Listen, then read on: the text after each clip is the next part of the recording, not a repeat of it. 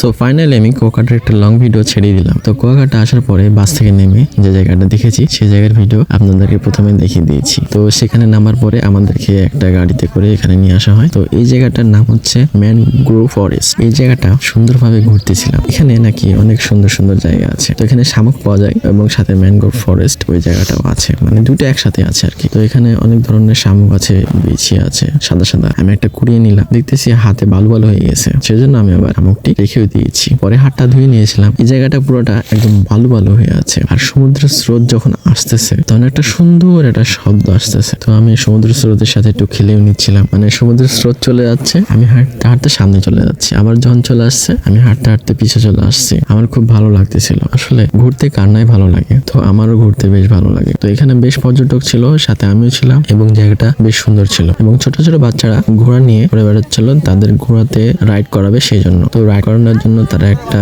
টাকা নেয়, মানে তাদের একটা বকশিস বা ফি দিতে হয়। তো আমি ওটা করিনি, সেজন্য ওটার বিষয়ে আমার ধারণা কম, সেজন্য ওই বিষয়ে আলোচনা করলাম না। তো এটা হচ্ছে ম্যানগ্রোভ ফরেস্ট যেটা আপনারা দেখতে পাচ্ছেন। এবং এই জায়গাতে বেশ কিছু কিছু গাছ আছে যেটা হচ্ছে মারা গেছে এরকম মনে হচ্ছে, কিন্তু এটাই নাকি ট্রাভেলের একটা স্পট। ও জায়গাটা দেখলাম ভালো লাগতেছিল এবং সময়ের পরিবর্তনে মানে যখন এটা দুপুর পর হয়ে যায় তখন নাকি এগুলো সমুদ্রের পানি একদম চলে আসে, মানে পুরোটা একদম সমুদ্রের পানি পানি হয়ে যায়। এখন শুকনো আছে তাই সবাই তো তাই বলতেছিল। আর এখান থেকে সমুদ্র থেকে সূর্য দেখা যায়। তো একটু দূরে গেলে সূর্যোদয় দেখার জন্য সব থেকে পারফেক্ট এরিয়া ওইটা, কিন্তু ওখানে নাই। আমরা ওখান থেকে বেশ দূরে আছি, কিন্তু এই জায়গাটাও আমরা ঘুরেছি এবং আমাদের খুব ভালো লেগেছে। তো জায়গাটা বেশ সুন্দর, সাইডে বন জঙ্গলের মতো গাছপালা আছে অনেকগুলো এবং এ পাশে গুলো একদম ফাঁকা এবং কিছু মরা গাছ এবং সমুদ্র, সব কিছু মিলে প্রাকৃতিক এক সৌন্দর্য। কি ব্যতিক্রম কোনো কারণ আছে আমরা সঠিকটা জানি না।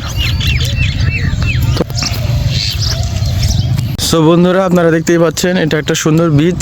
এই বিচে সূর্য অস্ত এবং সূর্য উদয় দেখার জন্য মানুষের আনাগোনা হয়ে থাকে। এই জায়গাতে মনে হচ্ছে গাছগুলো একটু ঘন ঘন, কিন্তু এইদিকে অনেকগুলো গাছ ছিল, সেজন্য বোঝা যাচ্ছে যে অতিরিক্ত গাছ এগুলো মারা গেছে। এইদিকে কিছু গাছ জীবিত আছে। বিষয়টা দেখতে ভালো লাগতেছে, আবার যে গাছগুলো মারা গেছে সেগুলো দেখতে ভালো লাগতেছে না আমার। জীবিত থাকলে আমার মনে হয় আরো বেশি ভালো লাগতো।